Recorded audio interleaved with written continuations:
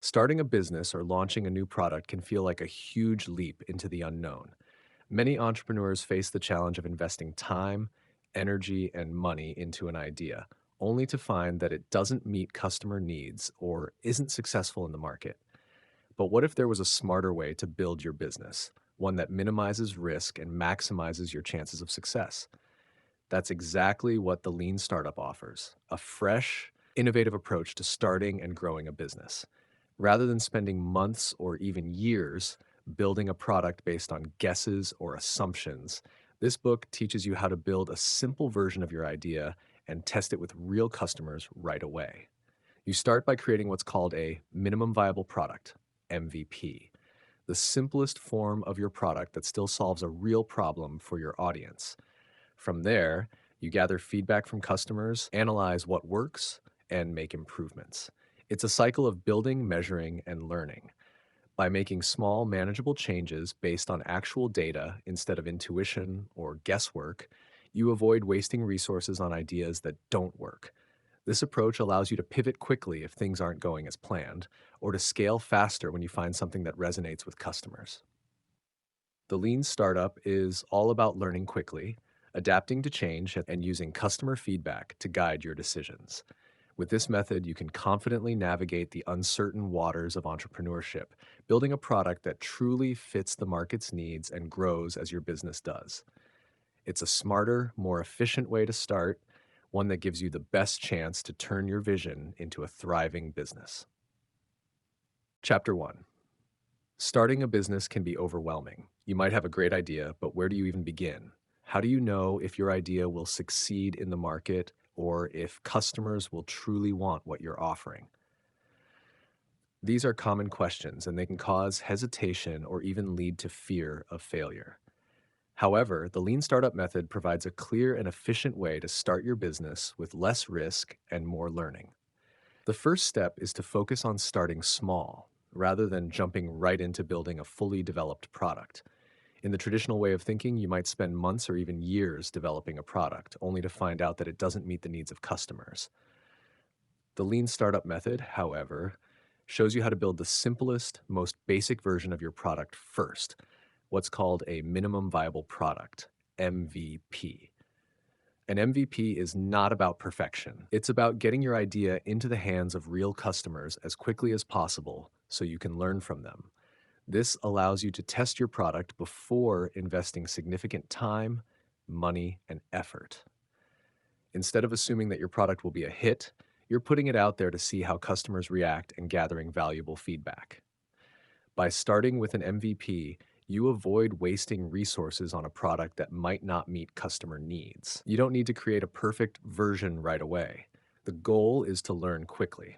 As soon as you release your MVP, you can start gathering insights. What do customers like? What do they dislike? What are they asking for? This information helps you improve your product and steer it in the right direction based on actual customer preferences, not just your assumptions. The lean startup method also helps you focus on what's important, learning, not perfection. You don't need to build a fully featured product from the beginning. Instead, you start with just enough to solve a key problem for your customers. Once the MVP is out there, the process becomes a cycle of build, measure, learn. You build the MVP, measure its success by testing it with customers, and then learn from their feedback to improve it. Learning from real customers early in the process allows you to adjust your direction if things aren't working. This flexibility is essential because, as you'll see, businesses don't always succeed in a straight line. There will be times when you need to pivot, which means making significant changes to your product or strategy based on what you've learned. Starting small makes this possible without too much loss and with minimal risk. Starting with an MVP doesn't mean you're not serious about your business. It means you're serious about learning and adapting and making sure your product meets the needs of your customers before fully committing to it. This method lets you test assumptions, reduce risks, and validate your ideas step by step before pouring in more time and resources. This approach also helps you avoid the pitfall of falling in love with your own ideas. It's easy to become so attached to your vision that you ignore feedback or refuse to make necessary changes. The lean startup method encourages you to let the customer's voice guide your decisions, not your own. By starting small and testing often, you keep your business aligned with the market's needs and increase your chances of success. By the end of this journey, you'll have created a product that has evolved based on real world input. You'll know that the product you're offering is something people will want, not just something you think they need. And with each small step, you'll have gained the confidence and data to build and grow your business in the right direction. Chapter 2: Define. Once you've started with a minimum viable product MVP, the next step is to define your vision more clearly. It's not enough to simply build something and release it. You need to know what you're aiming for and how to measure whether you're on the right track. This chapter focuses on how to define your goals, hypotheses, and success metrics to guide your progress as you move forward. Defining your vision is crucial because it provides a clear direction for your business. However, it's important to understand that your vision might change over time. The Lean Startup Method encourages you to embrace change and adapt your vision based on what you learn from your customers and the market. While your vision is the ultimate goal, how you get there may evolve as you gather feedback and test your ideas. Start by clearly stating what problem your product or service is solving. Understand the pain points your target customers are facing. This step helps you stay focused on what really matters, delivering value to your customers.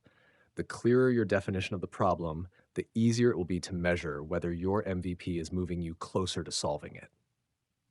Next, define the assumptions that underlie your business idea. These assumptions are the beliefs you have about your product, market, and customers, beliefs that you need to test and validate. For example, you might assume that customers want a faster version of a product, or that they are willing to pay for a subscription model. These assumptions must be turned into hypotheses that you can test through experiments. The goal here is to challenge your assumptions and see if they hold true. Once your assumptions are defined, it's time to establish metrics for success. You can't improve what you can't measure, so it's vital to identify the key performance indicators, KPIs, that will help you track your progress. This could include metrics like customer acquisition, retention, product usage, or even revenue growth. But it's important to choose metrics that are directly tied to your learning and growth. Vanity metrics, numbers that look good on paper but don't offer valuable insights, should be avoided. Instead, focus on actionable metrics that help you understand whether your product is meeting customer needs. Defining your goals and metrics is not a one-time process. As you continue to test your MVP, gather feedback, and learn, your goals may change. The Lean Startup Method is all about iterating and improving based on real data.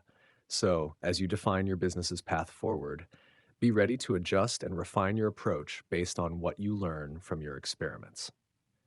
By clearly defining your vision, assumptions, and metrics, you lay the foundation for a more focused, efficient, and adaptable business.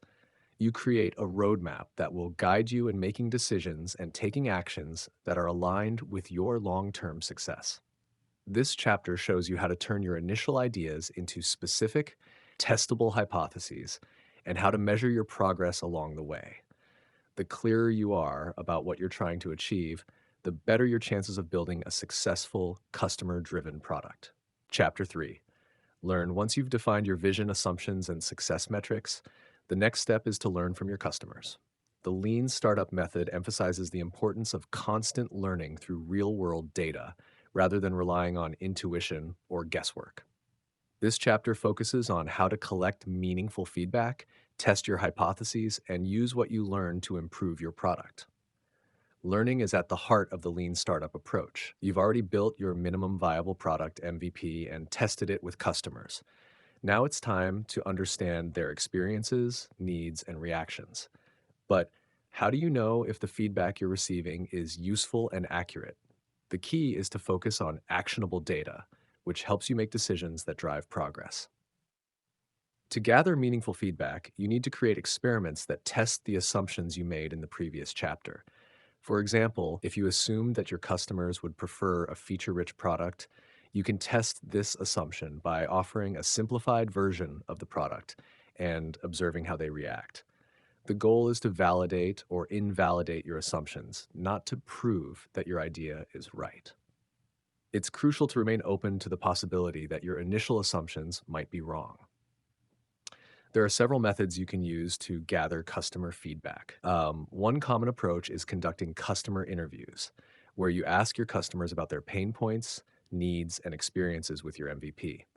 You can also gather feedback through surveys or direct user testing, where customers use your product and provide input based on their experience. By getting this direct feedback, you get a clearer picture of what works and what doesn't. Another important tool for learning is measuring the results of your experiments. Once you've collected feedback, the next step is to analyze the data to see what it reveals. Are customers engaging with your product the way you expected? Are they using it in the ways you anticipated? Are they facing any challenges? By closely analyzing your metrics, you can identify patterns and trends that provide valuable insights into what your customers truly want. It's also important to pay attention to customer behavior, not just their words. People may say one thing but act differently. For instance, they might claim they want a specific feature, but when given the choice, they might not actually use it. Observing real behavior helps you understand their true preferences, which is often more reliable than self reported opinions. The learning process is iterative, meaning that you're continuously refining and improving your product based on new insights. Each cycle of build, measure, learn should lead you closer to the product that customers truly want.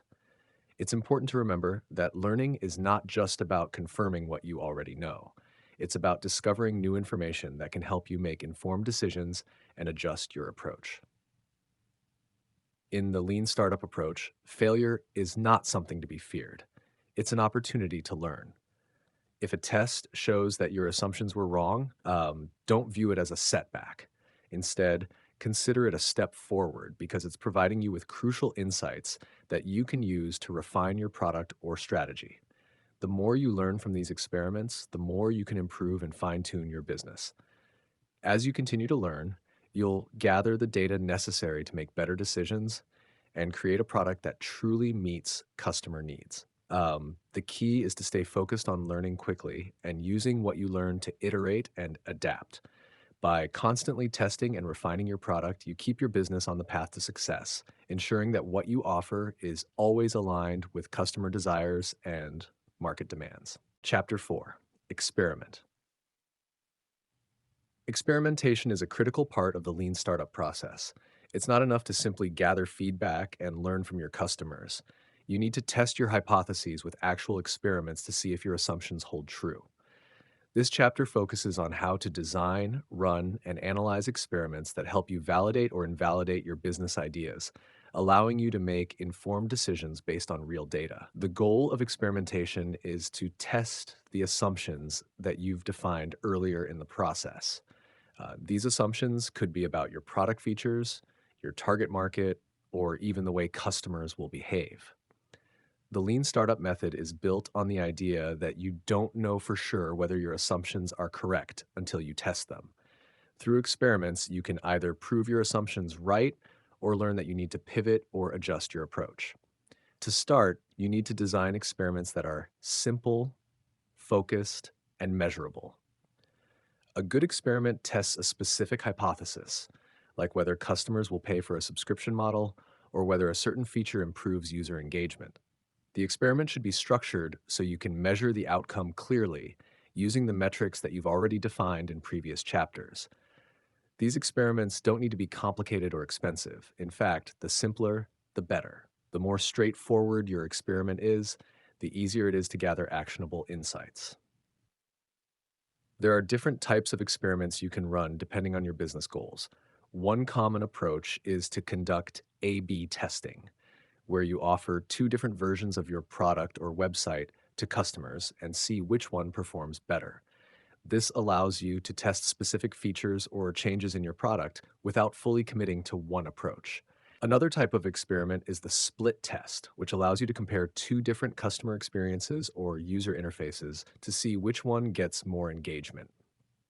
You can also experiment with pricing, marketing messages, or distribution channels. The goal of any experiment is to gain insights that can guide your next steps, not just to prove your initial idea is correct. Once you've designed your experiment, it's time to run it and collect data. Be sure to track the key metrics that will help you measure success and avoid relying on vanity metrics that look good on paper but don't provide useful insights. Collecting data during experiments allows you to understand customer behavior and test whether your assumptions about your product, market, or business model are valid. After running your experiments and collecting data, the next step is to analyze the results. Did the experiment support your hypothesis or did it challenge your assumptions? If your assumptions were correct, you can move forward with confidence, knowing that your product or idea is on the right path. If the results don't support your hypothesis, it's important to embrace this as an opportunity to learn. You now have valuable information about what doesn't work, which helps you make better decisions moving forward. The key is to not get discouraged by negative results. Every experiment is a chance to improve, and failure is often a necessary part of the process. When you learn that an assumption is incorrect, you gain insights that can lead to a better solution. It's about using feedback to iterate and refine your product, not sticking to an idea that isn't working. Experimentation is a continuous cycle in the lean startup process. Once one experiment concludes, you'll take what you've learned and apply it to your next round of tests. This iterative approach allows you to refine your product over time, gradually moving closer to the product that truly meets your customers' needs. By embracing experimentation, you create a business that evolves based on data, not just assumptions. Through careful testing and ongoing experiments, you gain the insights you need to make smarter decisions, improve your product, and grow your business in the right direction. Experimentation keeps your approach flexible and responsive, um, ensuring that you're always moving closer to a product that customers actually want. Chapter 5: Leap. As you continue to experiment, learn, and refine your product, there comes a point when you must take a leap. The lean startup method teaches that at some stage, you need to make a significant move forward, whether it's scaling your business, committing to a direction, or fully launching your product. The leap is about moving from the early testing phase to making decisions that will shape the future of your business. The leap is often a moment of uncertainty, where you have gathered enough feedback to see potential, but still have doubts about the full-scale success of your product or business model. You've tested your assumptions and learned from your customers, but now it's time to take a step into the unknown. This is where you must trust the data you've gathered and commit to a path based on what you've learned. Before making this leap, it's important to assess your risks and readiness. The lean startup encourages entrepreneurs to minimize these risks by using what they've learned from their MVPs and experiments. However, taking a leap still requires courage because it's about making a commitment to your business, your customers, and your future. While the experiments have given you insights, it's time to make decisions that will have a lasting impact, such as scaling your product, investing more resources, or entering new markets. Taking the leap doesn't mean jumping into something without caution. It means using the insights you've gained through constant testing and learning to make informed decisions. You might decide that your MVP is ready for a broader audience, or you might need to refine certain features before moving forward. In either case, the leap is about taking the knowledge you've gathered and applying it on a larger scale. For example, you might have learned that customers are excited about your product, but only use a certain feature. Based on this feedback, you may choose to focus on expanding that feature before making your product available to a wider audience. Alternatively, if your MVP shows great promise and positive reactions, you might decide to invest more heavily in marketing or scaling operations. The key to a successful leap is to make it with confidence, knowing that your decisions are based on real-world data rather than guesswork. The lean startup method helps you feel more secure when making big moves, by emphasizing the importance of testing and learning before taking major risks. Instead of launching blindly, you're making strategic decisions based on solid evidence. At the same time, it's important to understand that the leap doesn't guarantee success. It's a step forward, but it's not the end of the journey. You may encounter new challenges, or your customers might have new needs that weren't apparent during earlier testing. But by taking this leap with a data driven mindset, you give your business the best chance of success. The leap is also about taking action. As an entrepreneur, you can't stay in the testing phase forever. You need to step out, make a decision, and move forward. It's about taking everything you've learned, weighing the risks, and choosing to invest your time, fresh resources, and energy into your vision. When you make that leap, you're signaling that you're ready to grow and scale your business in the direction that your customers have helped shape. In this chapter, you'll learn how to make that leap from the experimental phase to the next level of growth. The lean startup approach prepares you to take that leap with confidence by ensuring that it's a leap based on knowledge, not hope. It's about knowing when to commit to a direction, scale up, and move forward, using real insights to guide your way.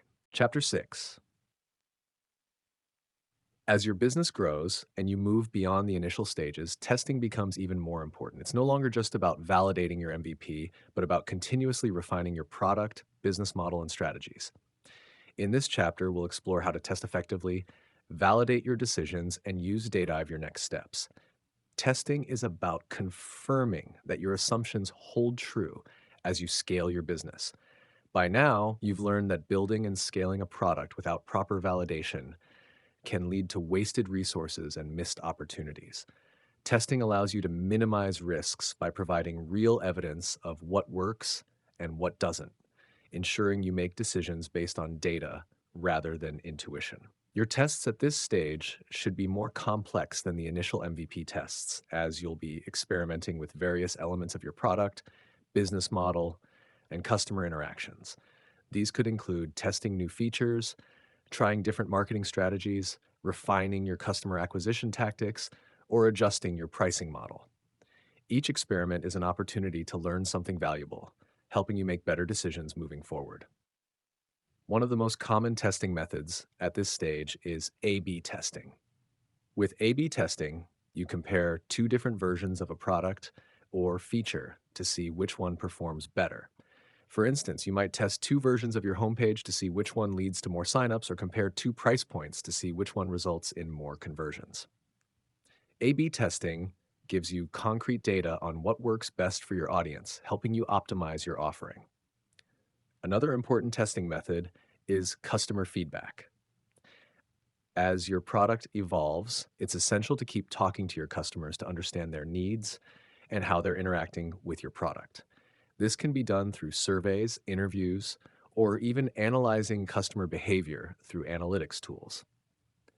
By keeping a pulse on your customers' experiences, you can quickly identify areas for improvement and adapt accordingly. Measuring the results of your tests is crucial. Without clear metrics, you can't determine whether a change has had the desired impact.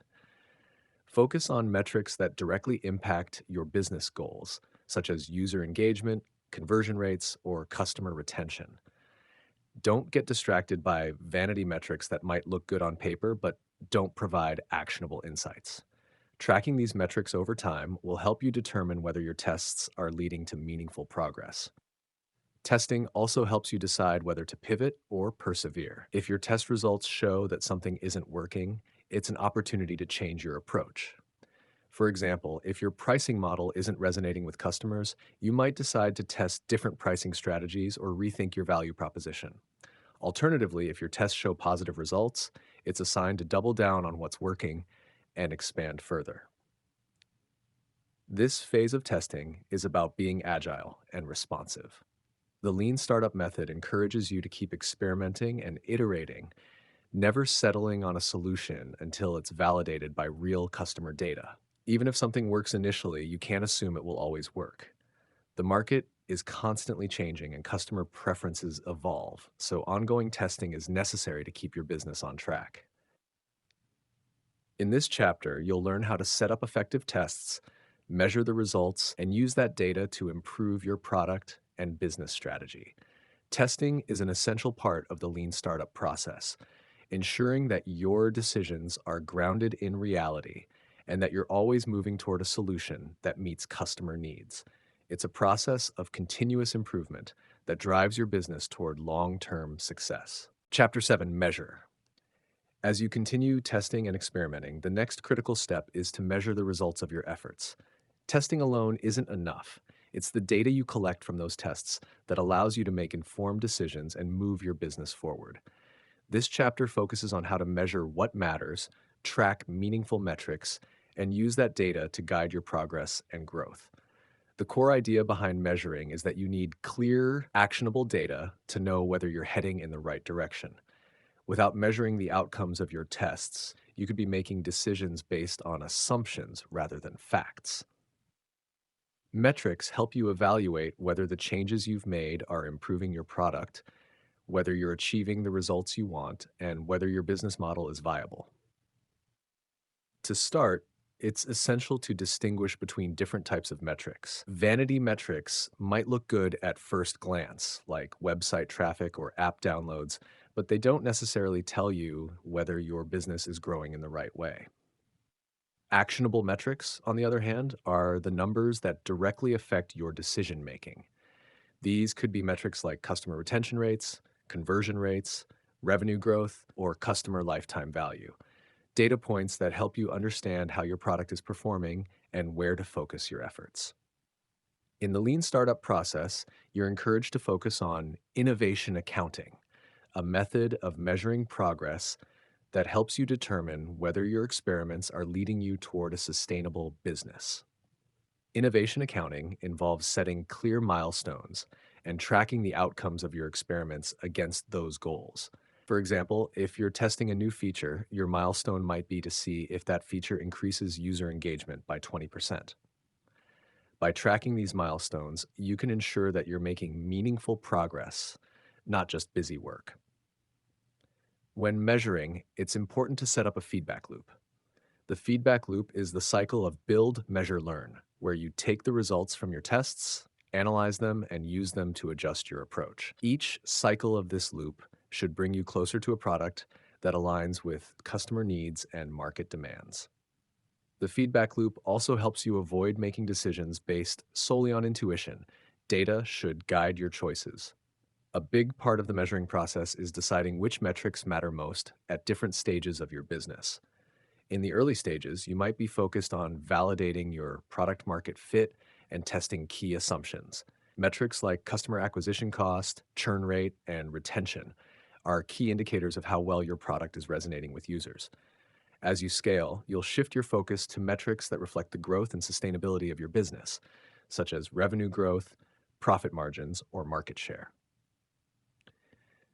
You may also find it valuable to track cohort analysis, where you look at a group of customers who started using your product at the same time and measure their behavior over time. This can give you insights into customer retention and lifetime value, which are crucial for long-term success. Once you've gathered your data, it's time to analyze it and decide on your next steps. If your experiments have been successful, you may choose to expand or scale up. If the data shows that a particular approach isn't working, it's time to adjust, pivot, or even abandon that idea. The key is to be objective and open to the insights the data provides. Sometimes the numbers may show that a specific feature or business model isn't the right fit, and it's important to make changes quickly rather than continuing to invest resources in something that's not working. In this chapter, you'll learn how to focus on the right metrics, set up systems to track your progress, and use data to make better decisions. Measuring your results is not about looking for numbers that make you feel good. It's about getting accurate data that can help you optimize your product, improve customer experiences, and grow your business. When you measure effectively, you gain the clarity and confidence needed to move your business in the right direction and achieve lasting success. Chapter 8: Pivot or Persevere. As your business grows, there will come a point when you must decide whether to pivot or persevere. This choice is made based on the data you've collected from your experiments and customer feedback. If the results show that your product or business model is working well and moving in the right direction, it's time to persevere, refining and scaling what's successful. If the data indicates that something isn't working as expected, it's time to pivot. Persevering means continuing with your current approach because the data supports your assumptions. This involves making small adjustments, optimizing your product, or expanding your marketing efforts to scale up. Essentially, you keep moving forward because you've found a strategy that is showing results. However, if the data shows that your product isn't meeting customer needs or your business model isn't sustainable, pivoting is the necessary course of action. Pivoting doesn't mean failure, it's a strategic shift based on the insights you've learned. A pivot could be a change in your product's features, targeting a different customer segment, or even altering your business model entirely. The key to deciding whether to pivot or persevere is to trust the data you've gathered. If the tests and feedback show that your assumptions are correct and customers are engaged, it's time to persevere and keep refining your approach. If the feedback shows that your current direction isn't yielding the results you need, it's time to pivot. Remember, successful companies like Instagram and PayPal made major pivots that eventually led to their success. This decision is about being agile and responsive to what the data tells you. While it can be difficult to change direction, doing so based on real insights gives you a better chance of finding the right product market fit. In the lean startup approach, the goal is always to learn and adapt. By making decisions rooted in data, you can determine when to pivot and when to persevere, ensuring that your business stays on track for long-term success. Shard Chapter 9, Batch. In this chapter, we dive into the concept of batching, an essential practice for improving efficiency and reducing waste. In the lean startup method, batching refers to grouping tasks or work into larger, manageable units rather than working on tasks individually or one at a time. By using batches, you can speed up learning, reduce delays, and optimize your workflow. When you first start your business, you may be tempted to work on one task at a time, completing each small part before moving to the next. While this approach seems logical, it often leads to delays and inefficiencies. Instead, batching allows you to work on multiple tasks simultaneously, which can significantly improve the speed of product development and decision making. The main idea behind batching is to minimize the time between creating something and getting feedback. For example, instead of developing a new feature for weeks before testing it with customers, you might create it in smaller chunks, test those chunks with customers, and gather feedback in real time. This way, you get more rapid and actionable insights, allowing you to adjust your product based on customer needs. Small batches allow you to work quickly and efficiently. By focusing on smaller units of work, you can experiment more frequently, adjust faster, and reduce the chances of developing something that's not valuable to your customers. Batching small pieces of work also helps you avoid spending unnecessary resources on features or products that customers might not want or need. This is in line with the lean startup philosophy of reducing waste and focusing on the most important tasks. In addition to speeding up learning and testing, batching also helps with prioritization. By grouping similar tasks or projects together, you can focus on what matters most and avoid distractions. This process helps you avoid the trap of spreading yourself too thin or getting bogged down by unnecessary tasks. Instead, you can focus on key areas that will lead to the biggest improvements in your product and business model. While batching is useful for developing your product, it can also be applied to other aspects of your business, such as customer support, marketing, and sales. For example, you could batch your customer feedback into themes, which would help you identify trends and insights more quickly. Or you could batch your marketing campaigns to focus on specific customer segments at one time, instead of running multiple campaigns without clear focus. The goal of batching is to speed up the learning process and improve the flow of work, all while maintaining high quality. By organizing tasks into batches, you're able to work more efficiently, test ideas more quickly, and adapt your product to meet customer needs more effectively. By adopting batching, you increase efficiency, reduce waste, and accelerate your progress toward building a product that truly satisfies your customers. Batching helps you test and learn faster, enabling better decisions and improving your chances of long-term success. Chapter 10. Once you've validated your product and business model, it's time to focus on growth. In this chapter, the focus shifts from testing and learning to scaling and expanding your business. Growth isn't just about increasing sales or acquiring customers. It's about systematically building the foundation for long term success by refining your processes, optimizing your product, and reaching more people effectively. The first step in the growth phase is ensuring that your product is truly ready for scaling. This means that you've found a product market fit, a state where your product is solving a real problem for a specific customer segment, and customers are willing to pay for it. If you've been through the process of testing, measuring, and pivoting or persevering, your product should now be aligned with market demand. With this foundation in place, you can focus on strategies to expand your reach. One important concept when it comes to growth is growth engines. Growth engines are the strategies that will help you acquire more customers and increase your revenue. These can be divided into different types, such as viral growth engines. This type of growth happens when your customers help you grow by spreading the word about your product to others. Examples include referral programs, word of mouth marketing, or social media sharing. Paid growth engines. This strategy involves using paid advertising to attract more customers. If your customer acquisition cost is low enough and your business model is profitable, paid advertising can be an effective way to scale quickly. Sticky growth engines. This type focuses on retaining customers and keeping them engaged, which leads to higher lifetime value. By increasing customer retention and reducing churn, you ensure that your existing customers keep coming back, which fuels sustainable growth. Growth also means improving your operations. As you scale, the systems and processes you put in place need to be efficient. You must have the right infrastructure, tools, and teams in place to handle the increased demand. Whether it's automating repetitive tasks, improving customer service, or optimizing your supply chain, these small efficiencies can have a big impact on your ability to scale effectively. Another key factor in scaling is building your team. Growth isn't just about attracting customers, it's about having the right people in place to support your business as it expands. Whether you're hiring more team members, forming partnerships, or outsourcing certain tasks, make sure that your team is aligned with your vision and mission. To successfully grow, you'll need to maintain a constant focus on experimentation and measurement. Just because you've reached the growth phase doesn't mean you should stop testing new ideas. You'll still need to monitor your performance and adjust your approach as you go.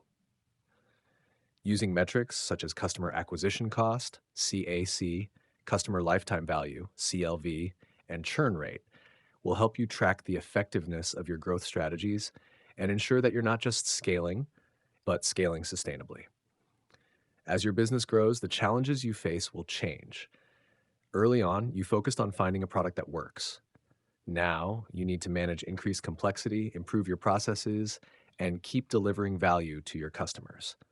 Growth should be about building a solid foundation that can handle expansion without losing sight of what made your business successful in the first place.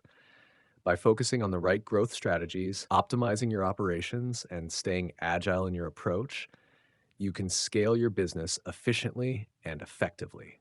Growth is a key milestone in your entrepreneurial journey, and when approached correctly, it can take your business to new heights. Chapter 11. Adapt.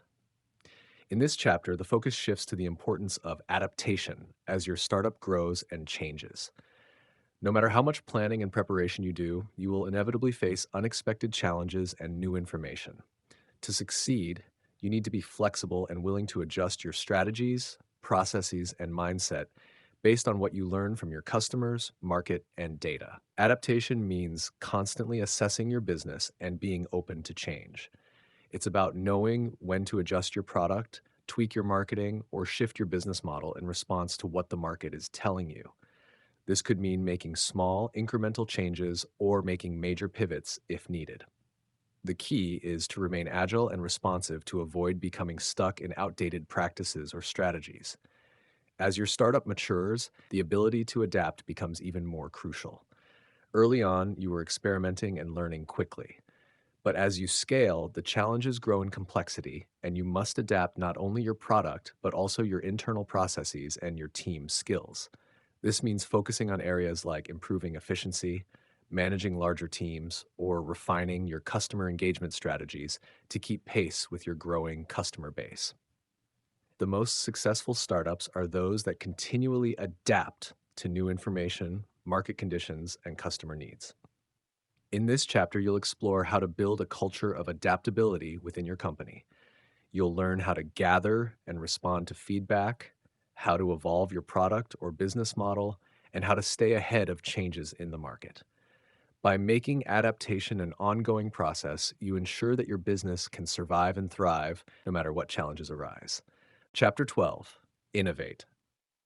In this chapter, the focus is on innovation, a critical element for the long term success of any startup. While adapting is essential for survival, innovation is what drives your business forward and differentiates you from competitors. It's about creating new ideas, products, or processes that meet your customers' evolving needs and provide value in unique ways. Innovation isn't just about big breakthroughs. It can also be about incremental improvements, small changes that, over time, add up to significant advancements. For startups, innovation involves experimenting, testing new ideas, and constantly seeking better ways to solve problems. It's about challenging the status quo and pushing boundaries to stay relevant and competitive in a fast changing market. To innovate effectively, you must first understand your customers deeply. This means continuously gathering feedback, observing market trends, and staying in touch with what your audience needs and wants. Innovation arises from these insights, identifying gaps in the market, creating solutions to common problems, or introducing new ways to do things. It's also important to foster a culture of innovation within your team. This includes encouraging creativity, allowing room for failure, and giving your team the resources and freedom to experiment. Often, innovation comes from collaboration, so creating an environment where new ideas can flourish is essential. Successful innovation requires a balance between creativity and practicality. While it's important to think outside the box, your innovations must be grounded in what your customers value and be feasible to implement. This requires continuous testing, learning, and iterating on your ideas. The more you experiment and learn from those experiments, the more likely you are to create something truly innovative. In this chapter, you'll discover how to cultivate a mindset of innovation, how to create an environment that supports new ideas, and how to turn creative concepts into real world products and services that drive growth. Innovation should be a core part of your business strategy, ensuring that your startup stays ahead of the curve and consistently delivers value to your customers.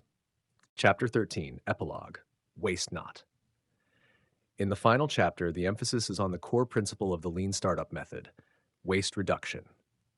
The journey of building a startup is filled with risks and uncertainties, but the lean startup approach helps minimize wasted time, effort, and resources. By focusing on continuous learning, rapid experimentation, and customer feedback, you can ensure that you're only investing in what truly matters. Waste is anything that doesn't directly contribute to learning or moving your business forward. Whether it's building unnecessary features, investing too heavily in marketing strategies that don't work, or spending time on tasks that don't provide value to customers, all of this is considered waste.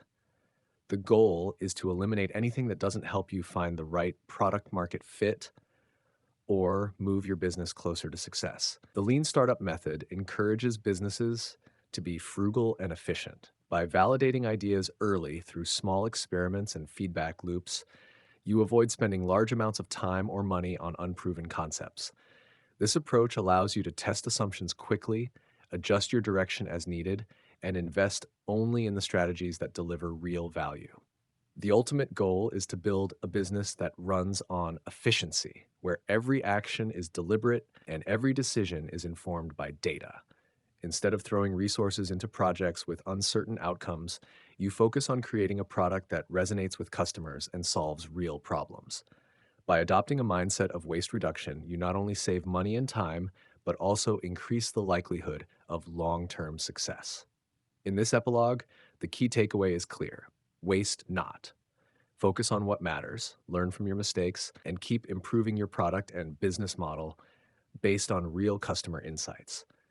By applying this principle, your startup will be better equipped to thrive in an unpredictable and competitive market. With lean startup methods, you ensure that your time, money, and energy are all working toward building something valuable and sustainable. Thank you so much for watching. I really appreciate you taking the time to join me. If you found the video helpful, please like, subscribe, and share it with others. I'd love to hear your thoughts, so feel free to leave a comment.